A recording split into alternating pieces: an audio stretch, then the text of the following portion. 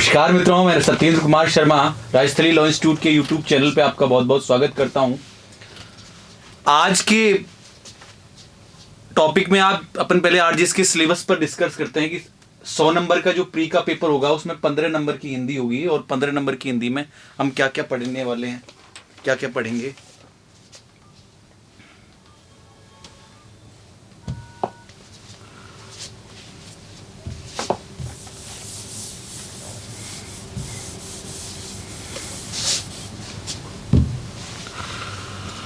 सबसे पहले है संधि और संधि विच्छेद। इसको हमारे पहले यूट्यूब चैनल पर हम डाल चुके हैं बहुत अच्छे से डीपली। समास, उपसर्ग और प्रत्यय, ये शब्द रचना का पहला टॉपिक है। उसके बाद तत्सम, अर्ध तत्सम, तद्भव, देशज और विदेशज। इसको अपन अगले टॉपिकों में बहुत अच्छे से समझाने वाले हैं, लेकिन फिर भी इन टॉपिकों को समझने के लिए राजस्थली आपको एक गवर्नमेंट बुक ऑथर करेगी 9 से 12th वाली एक बुक है, हिंदी व्याकरण रचना और प्रबोध, जो राजस्थान बोर्ड की में चलती है। वो बुक आपको खरीदनी है। 9 से 12th में हिंदी व्याकरण रचना और प्रबोध, इन टॉपिक्स को कवर करने के लिए। बाकी हम बहुत डीपली पढ़ाएंगे। अगला है संज्ञा। संज्ञा को हम पढ़ा भी चुके हैं और इसके क्वेश्चन डाल चुके हैं। सर्वनाम। विशेषण जो टॉपिक है उस पर आज अपन वृहद चर्चा करेंगे। पहले तो इसको बहुत ही डिटेल से मैं आपको पढ़ाऊंगा और फिर इसके अभ्यास प्रश्नों पर चर्चा करूंगा। क्रिया, अव्यय, संबंध सूचक, विस्मयादि बोधक और निपात, ये सब शब्द के प्रकार हैं। इसके बाद पर्यायवाची शब्द ज्ञान में विलोम शब्द, वाक्यांश के लिए एक शब्द, श्रुति सम भिन्नार्थक शब्द, संबंधवाची शब्दावली, ये टॉपिक नंबर 3 है। शब्द शुद्धि टॉपिक 4 है। इसके लिए भी आपको जो एनसीईआरटी की पुरानी बुक्स चलती थी वो पढ़नी है और बाकी पर हम चर्चा करेंगे। हम आज अपन वृहद चर्चा कर रहे हैं, बहुत डीपली चर्चा टॉपिक शब्द प्रकार के टॉपिक में विशेषण पर, इसके अभ्यास प्रश्नों पर भी चर्चा करेंगे और इसको बहुत डीपली पढ़ेंगे।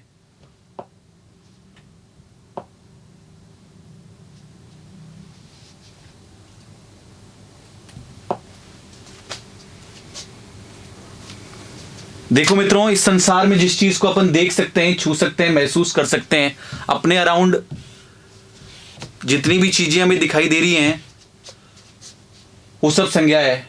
ये पुस्तक संज्ञा है, ये मार्कर संज्ञा है। इस अराउंड जिस चीज को अपन देख सकते हैं, छू सकते हैं, अपने चारों ओर जितनी भी चीजें हमें दिखाई दे रही है वो सब संज्ञा है। और वे शब्द जो संज्ञा की विशेषता बताते हैं, वे शब्द जो संज्ञा और सर्वनाम शब्दों की विशेषता बताते हैं, उन्हें विशेषण कहते हैं। जैसे मैंने शब्द लिखा लड़का। लड़का संज्ञा है, लड़के को हम देख सकते हैं, महसूस कर सकते हैं। तो लड़का अगर मोटा है तो ये संज्ञा की विशेषता है, मोटा लड़का, ये विशेषण हो गया। तो जो शब्द संज्ञा और सर्वनाम शब्दों की विशेषता बताते हैं उन्हें विशेषण कहते हैं। जो सब संज्ञा और सर्वनाम शब्दों की विशेषता बताते हैं उन्हें विशेषण कहते हैं। विशेषण के भेद के बारे में विद्वानों में परस्पर मतभेद की स्थिति बनी हुई है। एनसीईआरटी की पुरानी बुक्स में, राजस्थान बोर्ड की जो पुरानी बुक है उसमें सही दे रखा है, लेकिन जो नई बुक है उसमें थोड़ा अलग दे रखा है। विशेषण के 4 ही भेद होते हैं। अभी जो नई हिंदी व्याकरण रचना और प्रबोध बुक आई है उसमें विशेषण के 5 भेद है, जो नहीं है। विशेषण के 4 ही भेद होते हैं। नंबर 1 है गुणवाचक विशेषण, नंबर 2 संख्यावाचक विशेषण, नंबर 3 परिमाणवाचक विशेषण और नंबर 4 संकेतवाचक विशेषण। गुणवाचक विशेषण को पहले मैं समझाऊंगा, फिर अपन इसे पीपीटी से पढ़ेंगे। गुणवाचक विशेषण में है वे शब्द जो संज्ञा सर्वनाम शब्दों के रंग, आकार, अवस्था इत्यादि का बोध कराते हैं उन्हें गुणवाचक विशेषण कहते हैं। जैसे आदमी है तो बूढ़ा आदमी है, आम पीला आम, मकान है तो हरा मकान, ये सब गुणवाचक विशेषण के उदाहरण है।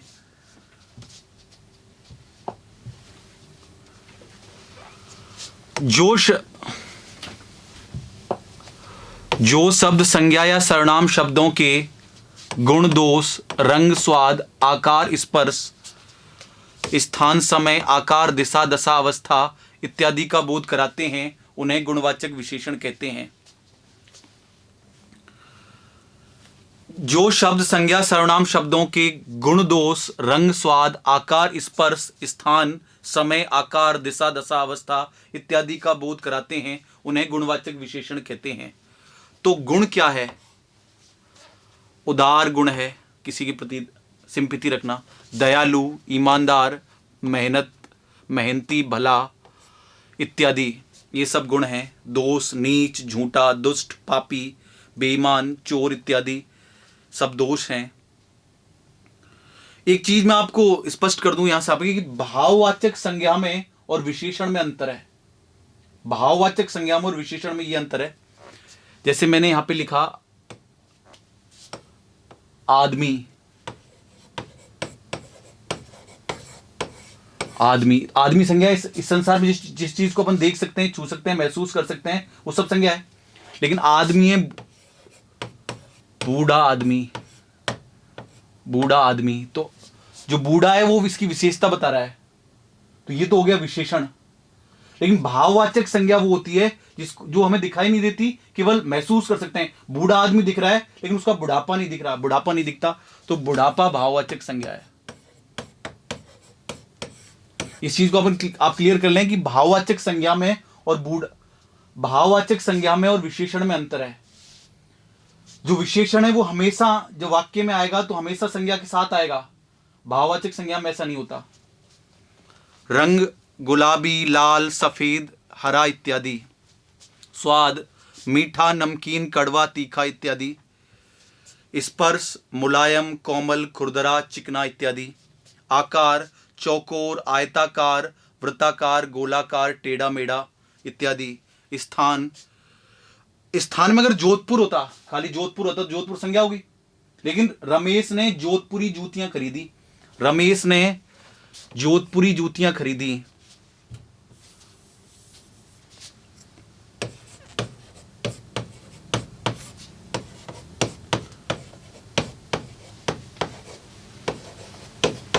रमेश ने जोधपुरी जूतियां खरीदी। तो जोधपुरी यहां पर विशेषण है, जोधपुरी यहां पर विशेषण है और ये संज्ञा है। विशेषण हमेशा संज्ञा शब्दों के साथ आएगा। जोधपुरी, बीकानेरी, राजस्थानी, जयपुरी, भारतीय, जापानी इत्यादि। समय मासिक, साप्ताहिक, पाक्षिक, 15 दिन का होता है पक्ष, शुक्ल पक्ष, कृष्ण पक्ष, अर्धवार्षिक, दैनिक इत्यादि। दशा अवस्था अमीर, गरीब, कमजोर, बीमार, गीला, सूखा, जवान, बूढ़ा इत्यादि।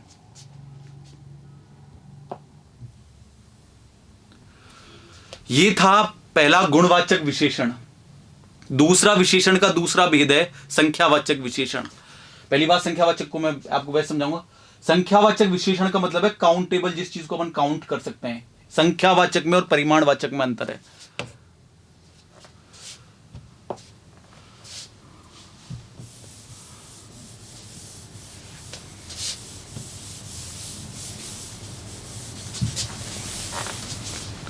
संख्यावाचक विशेषण में हो गया 10 आदमी। 10 आदमी संख्यावाचक विशेषण है। 10 आदमियों को अपन काउंट कर सकते हैं, 1 2 3 4 5 10 आदमी। लेकिन 10 लीटर दूध,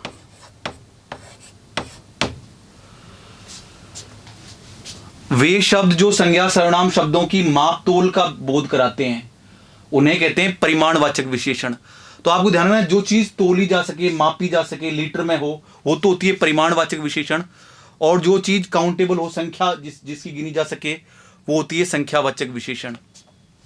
संख्यावाचक विशेषण और परिमाणवाचक विशेषण दोनों के ही दो भेद होते हैं। एक तो होती है निश्चित संख्यावाचक और एक होती है अनिश्चित संख्यावाचक। एक होती है निश्चित परिमाणवाचक और एक होता है अनिश्चित परिमाणवाचक। जैसे मैं आपको बोलूं 10 कुर्सियां, तो 10 कुर्सियां गिनी जा सकती हैं, तो 10 कुर्सियां हो गई निश्चित परिमाणवाचक, निश्चित संख्यावाचक विशेषण। 10 कुर्सियां हो गई निश्चित संख्यावाचक विशेषण। लेकिन मैं बोलूं 4-5 लीटर दूध, 4-5 लीटर दूध हो गया अनिश्चित परिमाणवाचक विशेषण, क्योंकि 4-5 लीटर दूध की बात आ गई तो दूध हो गया परिमाणवाचक विशेषण, लेकिन 4-5 लीटर है तो वो हो गया अनिश्चित परिमाणवाचक विशेषण। अब आप सोचो, नीचे कमेंट बॉक्स में कमेंट करो, आप बताओ 4-5 आदमी पेड़ पर चढ़ गए, बताओ कौन सा विशेषण है? 4-5 आदमी पेड़ पर चढ़ गए तो ये अनिश्चित संख्यावाचक विशेषण है। आपसे मैं पूछूं कि तापमान 6 डिग्री सेल्सियस बढ़ गया, बताओ कौन सा विशेषण है? तापमान 6 डिग्री सेल्सियस बढ़ गया, तो ये तापमान 6 डिग्री सेल्सियस बढ़ गया तो तापमान को मापा जा सकता है, मापा या तोला जा सके, वो होता है परिमाणवाचक विशेषण। तापमान 6 डिग्री सेल्सियस बढ़ गया तो ये हो गया निश्चित परिमाणवाचक विशेषण। तो अपन पहले पढ़ रहे हैं संख्यावाचक विशेषण को।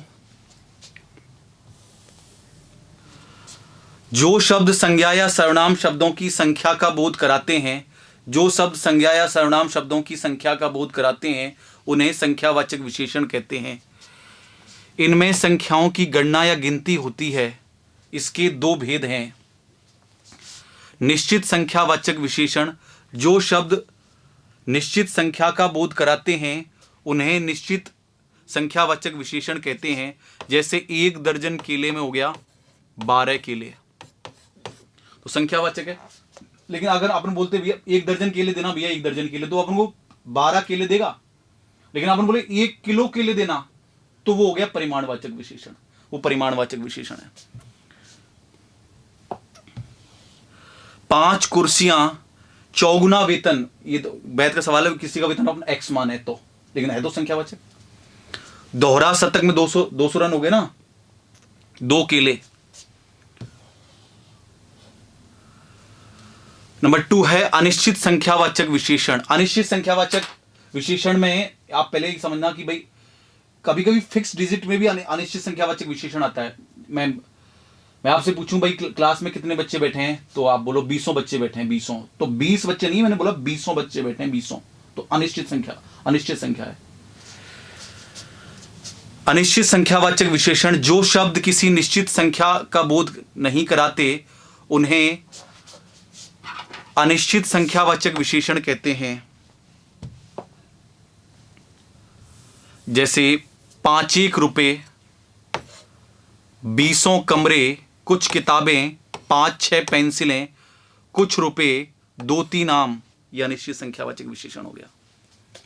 एक बार और देखो दोबारा से।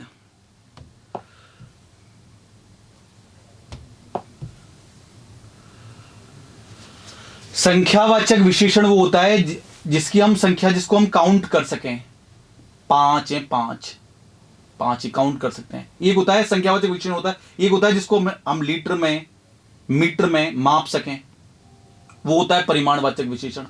अब संख्यावाचक विशेषण और परिमाणवाचक विशेषण दोनों के दो भेद हैं। एक तो होता है निश्चित परिमाणवाचक और एक अनिश्चित परिमाणवाचक, एक होता है निश्चित संख्यावाचक और एक होता है अनिश्चित संख्यावाचक। तो निश्चित संख्यावाचक में देखा अपन ने 1 दर्जन केले, 5 कुर्सियां, 4 गुना वेतन, दोहरा शतक, 2 केले, निश्चित संख्यावाचक था। अनिश्चित संख्यावाचक में 5 रुपए, 20 कमरे, कुछ किताबें, 5-6 पेंसिलें, कुछ रुपए, 2-3 आम, ये हो गया अनिश्चित संख्यावाचक विशेषण। जो शब्द या सर्वनाम शब्दों की, ये थोड़ा मिस्टेक हो गया, जो संज्ञा आना चाहिए था यहां पे,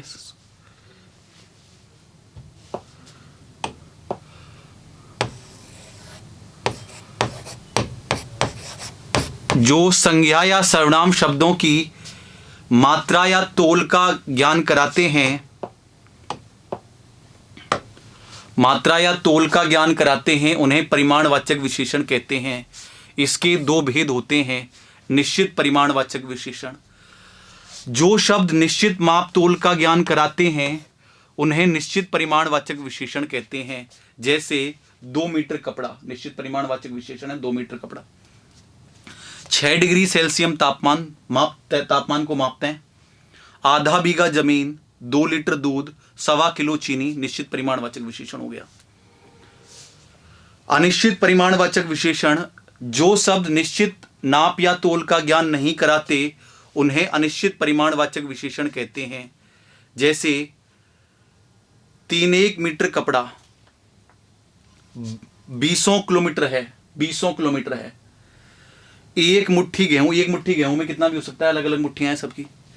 1 चम्मच दूध, छोटा सा कपड़ा, 2 थैली दूध।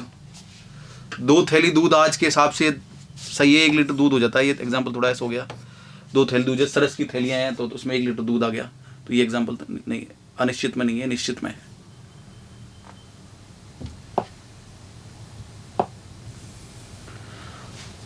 अगला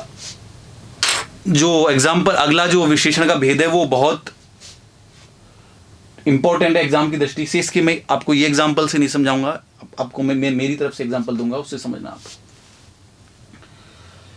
आरजीएस के पेपर में, जेलो के पेपर में, एपीपी के पेपर में, विशेषण के टॉपिक में जहां भी हमको इस उस शब्द दिखाई दे, इस उस 2 वर्ड है फिक्स। जैसे सर्वनाम में टोटल 11 शब्द थे, शब्दों के आधार पर सर्वनाम की पहचान होगी। ऐसे ही विशेषण में जहां भी हमको इस और उस शब्द दिखे, इस और उस, वो संकेतवाचक या सार्वनामिक विशेषण होगा। संकेतवाचक या सार्वनामिक का एग्जाम्पल है, उंगली उठ जाएगी, संकेत होगा उसकी तरफ, संकेतवाचक या सार्वनामिक विशेषण की एकदम सिंपल सी डेफिनेशन ये है कि वे शब्द जो संज्ञा सर्वनाम शब्दों की ओर इशारा करते हैं उन्हें संकेतवाचक या सार्वनामिक विशेषण कहते हैं। फिक्स शब्द इसका ये है, फिक्स पर्टिकुलर वर्ड इसके ये हैं, इस और उस, इस और उस। संकेतवाचक या सार्वनामिक विशेषण जो सर्वनाम शब्द संज्ञा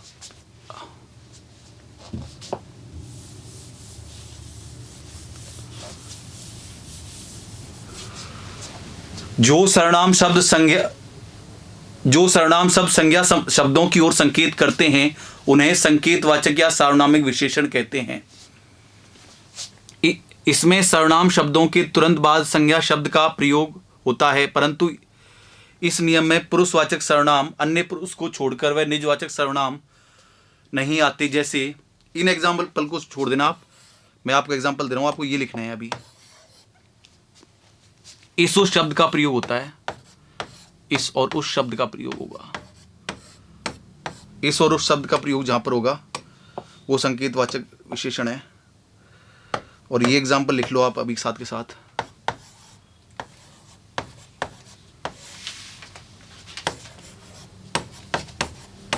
इस पुस्तक को पढ़ो,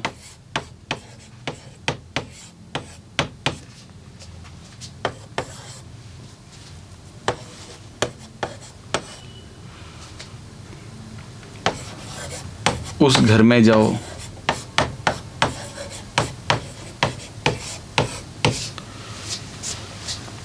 इसको भी देखो, जैसे यह मेरा घर है, यह तो सर्वनाम हो गया, लेकिन यह घर मेरा है, यह घर मेरा है, यह विशेषण हो गया। ये नहीं पढ़ना अपन को, ये वाला एग्जाम्पल नहीं पढ़ने। इस और उस शब्द का ध्यान रखना, इस और उस शब्द जहां पर आएगा वो संकेतवाचक या सार्वनामिक विशेषण होगा।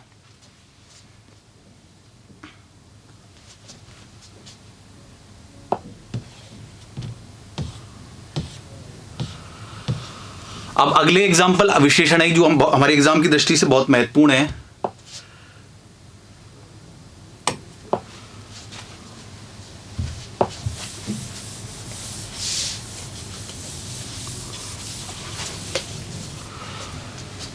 अपन इंग्लिश में पढ़ते हैं good better best, good better best. ऐसे ही हिंदी में भी होता है। तुलना या अवस्था के आधार पर विशेषण के 3 भेद होते हैं।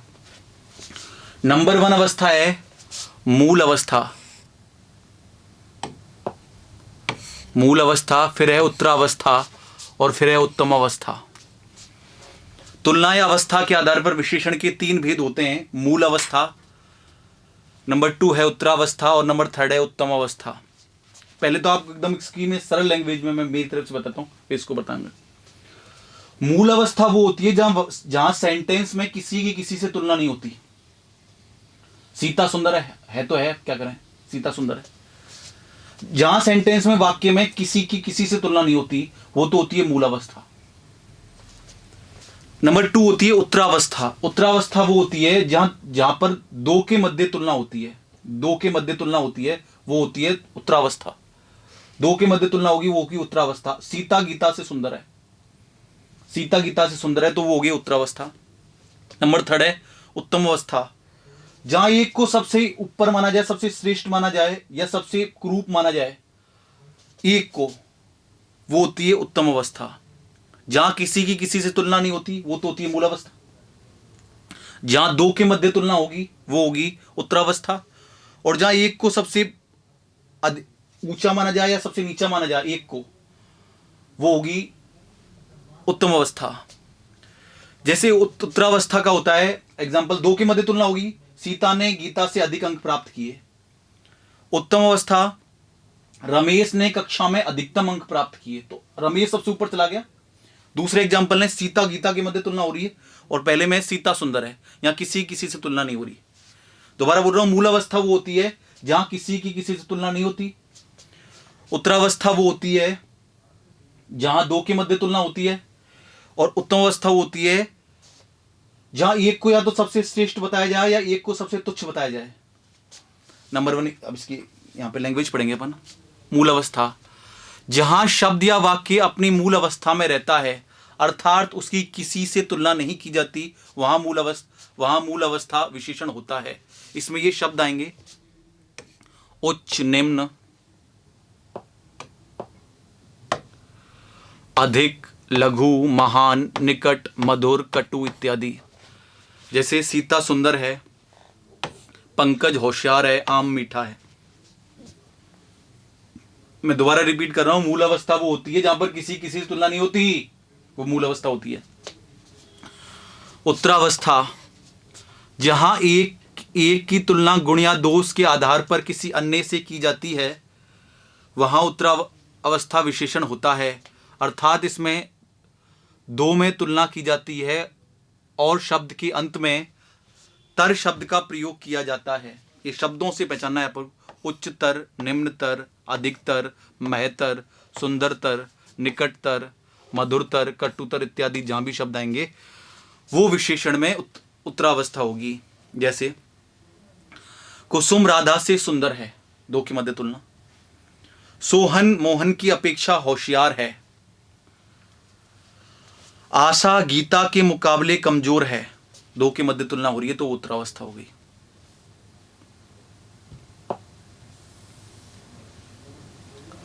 उत्तम अवस्था में अपन को यह ध्यान रखना है कि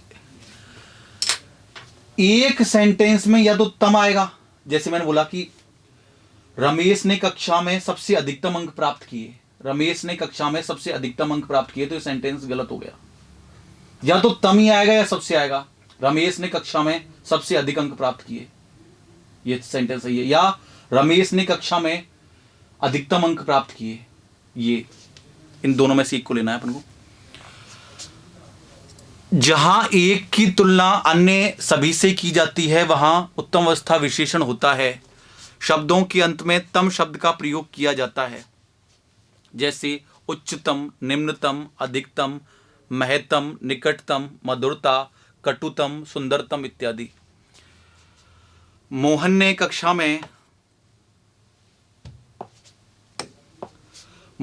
कक्षा में सर्वाधिक अंक प्राप्त किए। सीता सबसे सुंदर है। टिप्पणी, वाक्य में सबसे व तम शब्द का प्रयोग एक साथ करने पर वाक्य अशुद्ध हो जाता है, अतः वाक्य में इन दोनों शब्दों में से किसी एक का ही प्रयोग करना चाहिए। जैसे राम ने कक्षा में अधिक अंक प्राप्त,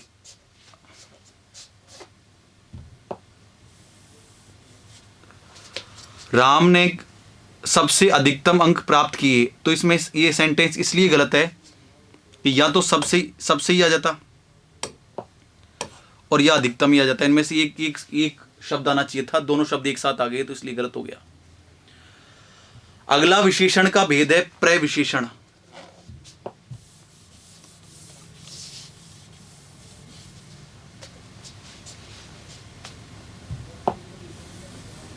पहले प्रविशेषण को मैं अपनी लैंग्वेज में समझाऊंगा कि सीता दौड़ती है, सीता तेज दौड़ती है, सीता तेज दौड़ती है तो इसमें तेज विशेषण हो गया। लेकिन सीता बहुत तेज दौड़ती है, यह शब्द विशेषण की भी विशेषता बता रहा है। जो शब्द विशेषण की भी विशेषता बताता है, जो शब्द विशेषण की भी विशेषता बताता है उसे कहते हैं प्रविशेषण। वे शब्द जो विशेषण की भी विशेषता बताते हैं उन्हें कहते हैं प्रविशेषण। इधर देखो, जो शब्द विशेषण की भी विशेषता बताते हैं उन्हें प्रविशेषण कहते हैं।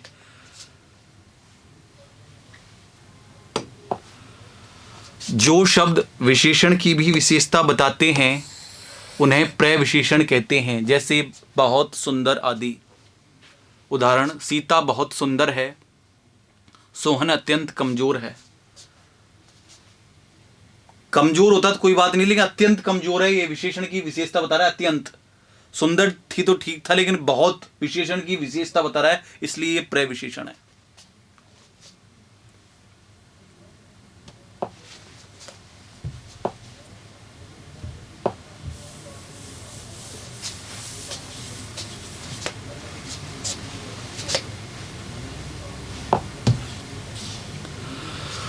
अब आगे है विशेष से विशेषण या विधेय विशेषण। ये बहुत मेजर है, मेजर टॉपिक है, मेजर मामला है इसका बहुत, तो आपको ढंग से समझना है इसको।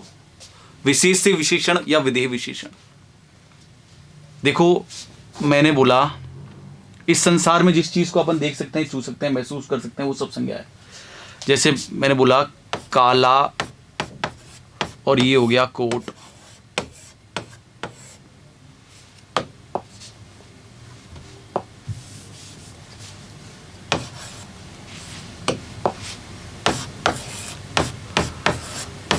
काला कोट, तो कोट को तो अपन देख भी सकते हैं, छू भी सकते हैं, महसूस भी कर सकते हैं, कोट संज्ञा है। तो कोट तो हो गई संज्ञा, और संज्ञा का एक दूसरा नाम और है विशेष्य। संज्ञा को विशेष्य भी कहते हैं, बात दिमाग में बैठा लो अच्छी तरह से कि संज्ञा को विशेष्य भी कहते हैं, संज्ञा को विशेष्य भी कहते हैं। और काला हो गया विशेषण, काला हो गया विशेषण। कोट तो हो गया संज्ञा विशेष से, और ये हो गया विशेषण। कोट तो हो गया संज्ञा, संज्ञा को विशेष से बोलते हैं, और काला हो गया विशेषण। अब जिस वाक्य में विशेषण पहले आएगा, जिस वाक्य में विशेषण पहले आएगा उसको कहते हैं विशेष से विशेषण, उसको कहते हैं विशेष से विशेषण। जैसे राम ने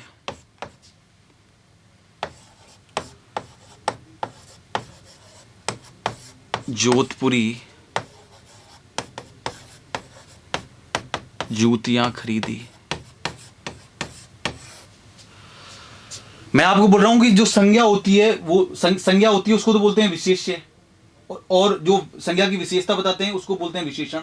तो जिस वाक्य में विशेषण पहले आएगा, जिस वाक्य में विशेषण पहले आएगा उसे कहते हैं विशेष से विशेषण।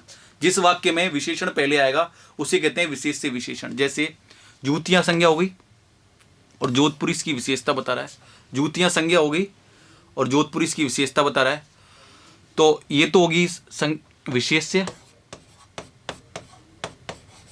और ये हो गया विशेषण, ये हो गया विशेषण।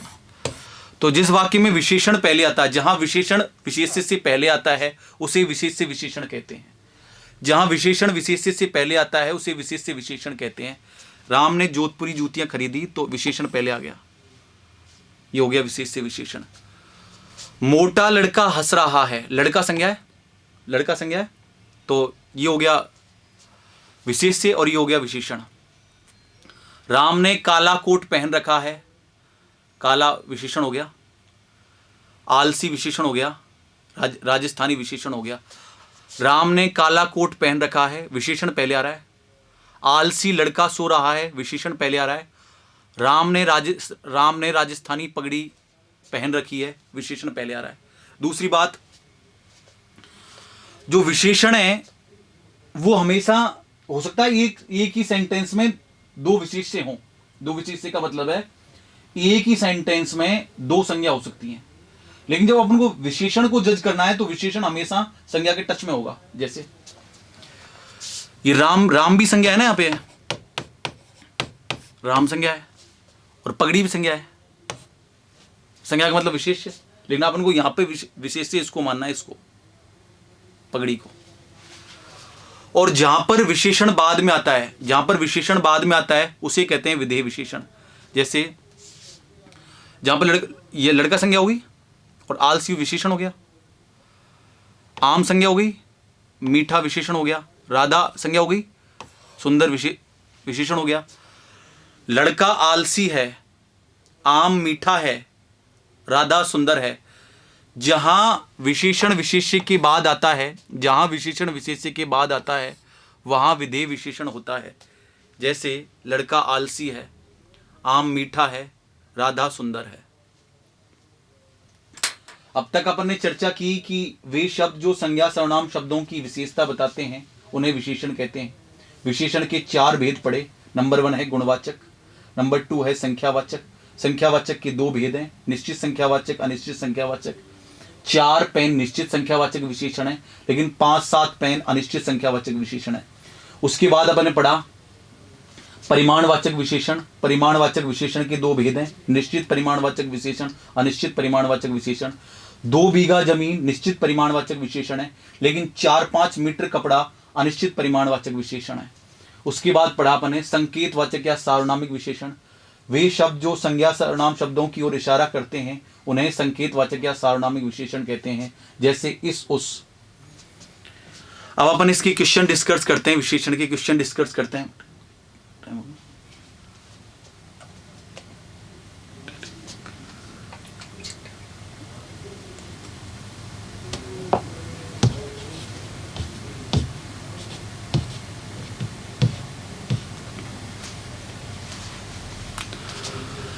संज्ञा किसकी विशेषण किसकी विशेषता बताते हैं?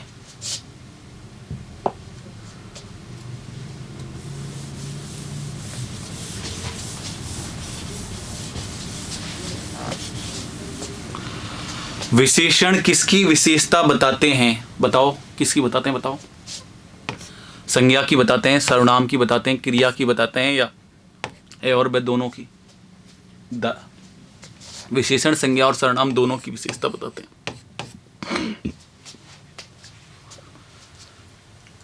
जब विशेषण विशेष्य के बाद आता है तो उन्हें क्या कहते हैं? बताओ आप। जब विशेषण विशेष्य के बाद आएगा तो उसे क्या कहेंगे? मतलब इसका एग्जांपल है लड़का मोटा है। अगर विशेषण पहले आएगा तो वो तो होगा विशेष्य विशेषण, लेकिन विशेषण बाद में आ रहा है तो वो होगा विधेय विशेषण। इसका आंसर होगा आ।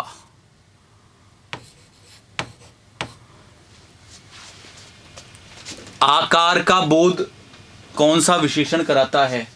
आकार का बोध चौकोर, संगमरमर, आयताकार, ये गुणवाचक विशेषण आकार का बोध कराता है, गुणवाचक विशेषण।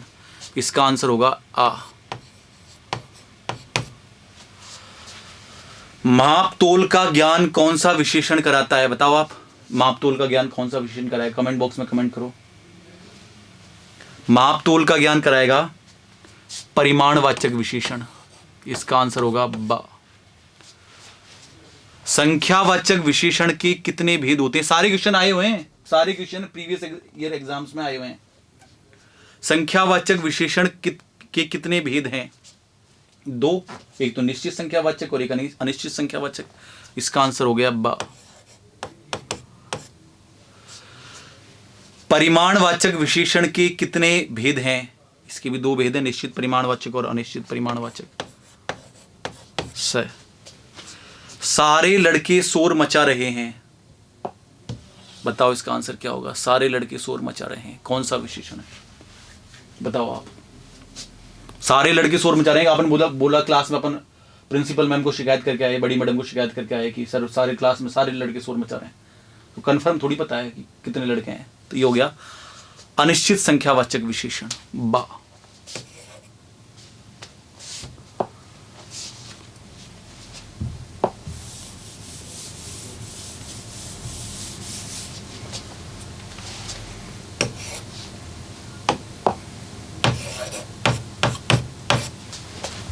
बाजार से कुछ सब्जियां लेते आना कौन सा विशेषण है?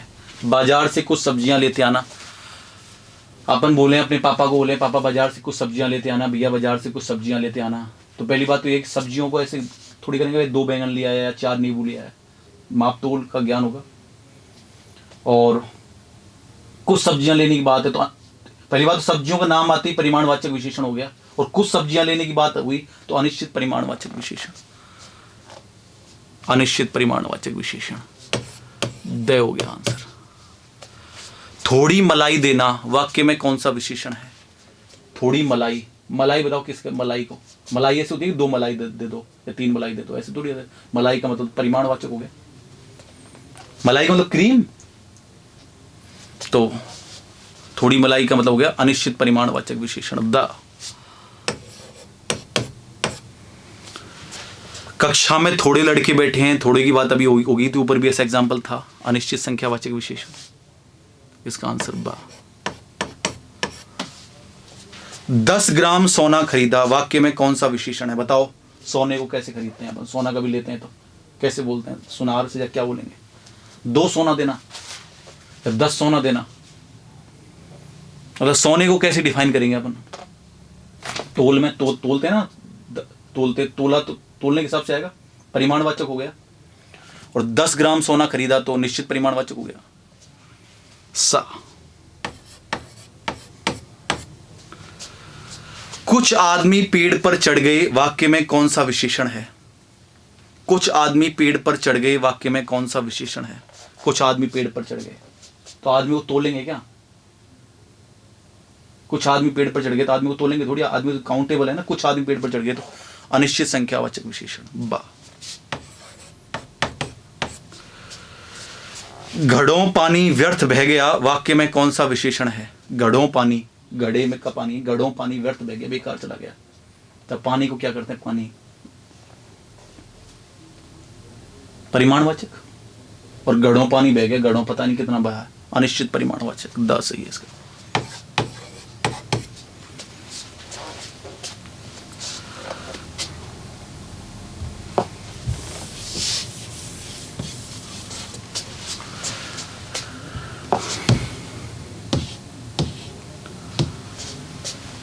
तापमान 6 डिग्री सेल्सियस बढ़ गया वाक्य में कौन सा विशेषण है? बताओ। तापमान को क्या करेंगे? तापमान 6 डिग्री सेल्सियस बढ़ गया, निश्चित परिमाणवाचक विशेषण है। तापमान 6 डिग्री सेल्सियस बढ़ गया, निश्चित परिमाणवाचक विशेषण है, इसका आंसर हो गया स। 10 किलो चीनी खरीद लाना, 10 किलो चीनी खरीद लाना वाक्य में कौन सा विशेषण? 10 किलो चीनी बोल देता तो कोई बात नहीं थी, 10 किलो बोला है। पहली बात तो चीनी कैसे लाते हैं? चीनी 2 चीनी देना, 10 चीनी को तोल के लाएंगे ना, और निश्चित है नहीं तो अनिश्चित परिमाणवाचक विशेषण, अनिश्चित परिमाणवाचक विशेषण द। माँ ने आज बड़ा लजीज भोजन बनाया है वाक्य में कौन सा विशेषण है? ये तो आपको बताना, कमेंट बॉक्स में कमेंट डालो जल्दी। माँ ने आज बड़ा लजीज भोजन बनाया है वाक्य में कौन सा विशेषण है? बताओ। गुणवाचक होगा, संख्यावाचक होगा, परिमाणवाचक होगा या संकेतवाचक होगा? संकेतवाचक में इसुस शब्द आएगा। माँ ने आज बड़ा लजीज भोजन बनाया है तो इसमें गुणवाचक विशेषण है आ। निश्चित संख्यावाचक विशेषण के मुख्यतः कितने भेद हैं? ये क्वेश्चन गलत हो गया, सॉरी माफी चाहेंगे, ये क्वेश्चन गलत हो गया। संख्यावाचक विशेषण के 2 भेद होते हैं, लेकिन निश्चित संख्यावाचक विशेषण के कोई भेद नहीं होता। ऑप्शन भी गलत है तो ये क्वेश्चन गलत, रॉन्ग क्वेश्चन है 17वां। मुझे 300-400 रुपए चाहिए वाक्य में कौन सा विशेषण है? 300-400 रुपए चाहिए मुझे, तोलूंगा थोड़ी रुपयों को, संख्या में काउंटेबल है तो अनिश्चित संख्यावाचक विशेषण है बा। सालों बाद उसका प्रवासी पति लौटा है वाक्य में कौन सा विशेषण है? बताओ। सालों बाद उसका प्रवासी पति लौटा है, 1-1 महीने को तोलेगी क्या कि भाई 1-1 महीने को तोलेगी? जनवरी तोल ली, फरवरी तोल ली, काउंटेबल है, गिनेंगे, जनवरी गई, फरवरी गई, मार्च गया। सालों बाद पता है नहीं कितने दिनों सालों बाद लौटा है तो निश्चित अनिश्चित संख्यावाचक विशेषण बस सही है। राधा बहुत सुंदर है इस वाक्य में प्रय विशेषण है, बहुत सही है।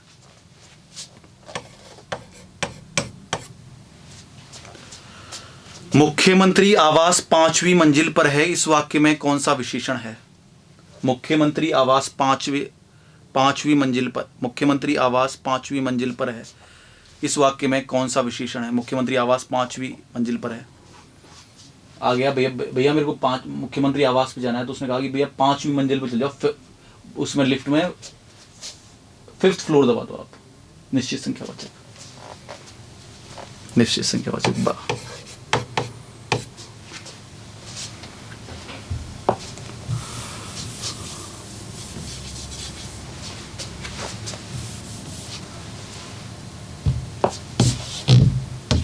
बहुत बहुत धन्यवाद, थैंक यू क्लास के लिए।